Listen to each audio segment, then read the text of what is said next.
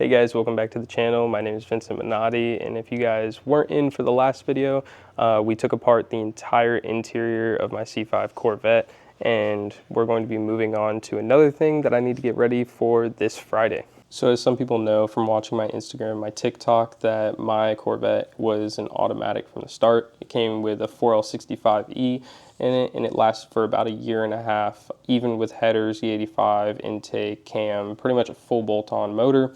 And then we ended up switching over to this level 7 RPM transmission. They did an absolutely phenomenal job on it. The transmission has a billet shaft going through the center of it with the billet drum, shift kit, carbon clutches, and pretty much everything is all freshened up. The case is brand new. They do a really great job with it. I went with a Circle D 3200 stall converter as well, billet converter, and it lasted a very long time. And it was kind of, my daily, so I had to baby it, but when we did go to the track, it ran phenomenal. From RPM, don't quote me, the level 7 is good for around 800 plus horsepower. I've seen people run a lot more horsepower on them, but the only problem is that the third and fourth gear clutch pack ends up burning out on these the higher horsepower you go, and they burn out a lot quicker, obviously, as to wear with higher horsepower almost with anything. I did end up swapping to a 342 rear end. This is not a Z06 rear end, so it's not a 3 rib with the stronger case, but it is still a strong case with a 342 gear in it. So I ended up beefing it up with the differential to transmission billet brace, and then the straight billet brace for the differential, so you don't get any wheel hop and you don't snap axles and all that good stuff. So just a little backstory to why you would use one of these braces. So in a Corvette, you have a transaxle, so the differential is mounted straight to the transmission, and then you have a torque tube that goes in the center that goes to your motor. In all of that, the transfer power from the motor to the transmission, and then you have a long shaft on the back side of the transmission that goes into the differential.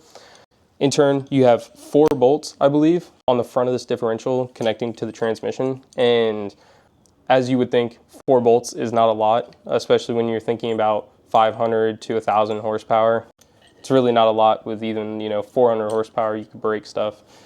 But basically all this does is it keeps the differential and the transmission straight together with each other, and takes a lot of stress off of those bolts so that it doesn't turn on each other and you don't snap the bolts, the front of your differential, crack the housing. A whole bunch of bad things can happen, ruining your C5 in general. So we're gonna put this all together real quick. It comes with, I believe these are 11 mil bolts that go on this, but it is 10 millimeter bolts that are stock that go.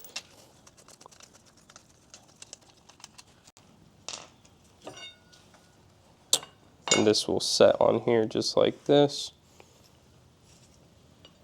Set a little bolt in there real quick.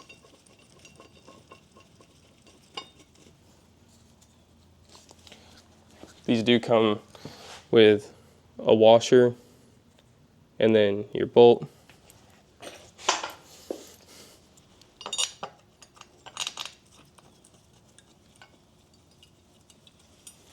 And they are machine finished, so if obviously it doesn't screw in, then something's wrong, so don't force it.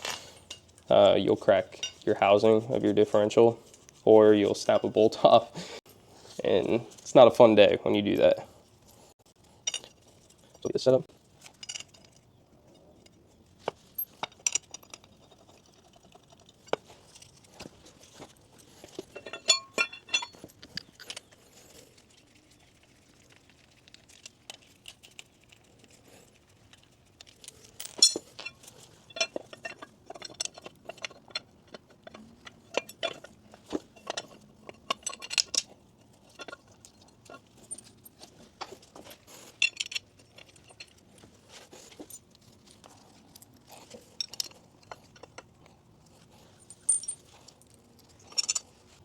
Okay, so I got all the bolts on in both sides. This is what it looks like with the crossbar in. It looks nice. It looks sleek. It'll definitely help you out a lot with rotation with the transmission and a lot of stress on those bolts. The top parts are going to be sent back to GM. They're going to be sending me out the manual one for the manual transmission. So I'm pretty sure that the manual one comes with 4 or 3 posts, one being shorter and then 2 long ones across the top because the casing is a lot different. I believe that this back part is going to stay the same on the differential side. I was also wrong about the socket sizes. So the top bolt that's going to go across for the crossbar is going to be a 14 millimeter.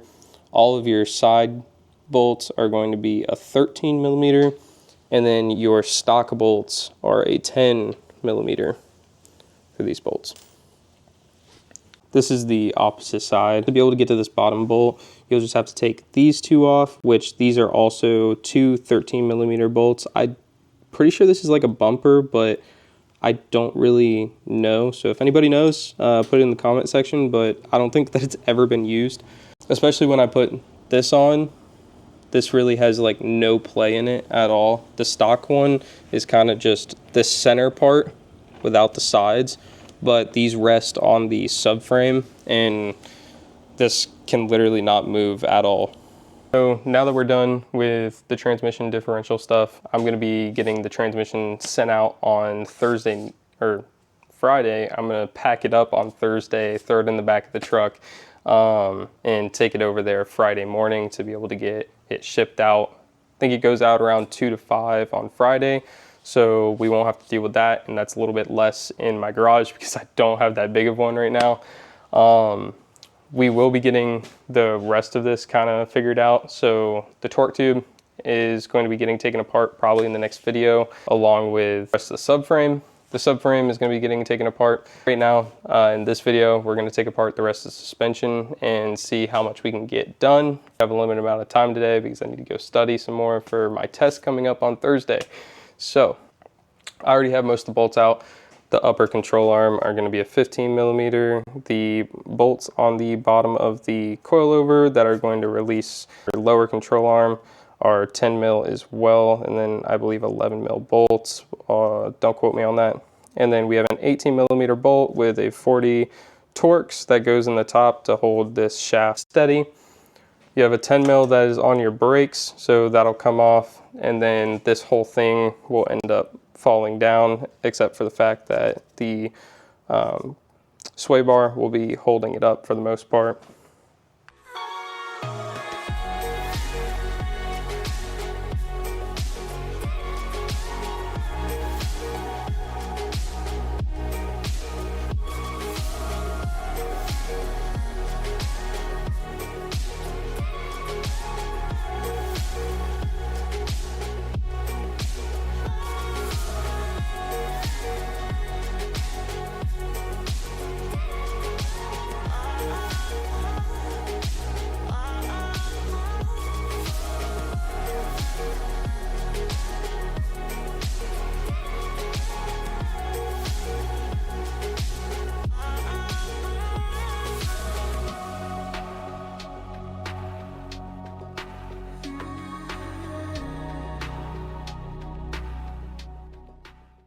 The reason of taking down the suspension right now is because I'm prepping to take down the subframe, and here probably the next like 2-3 days, maybe this weekend, I'll probably take it down because me and my dad are building a platform for the entire body of the car to go on, so that we can take the jack out of the floor, or the lift out of the floor, and then we can start working on the interior of it, mocking up the whole entire drivetrain on the floor. So then all we have to do is set the 2 posts back in the ground, lift the car up, and put the drivetrain right underneath it.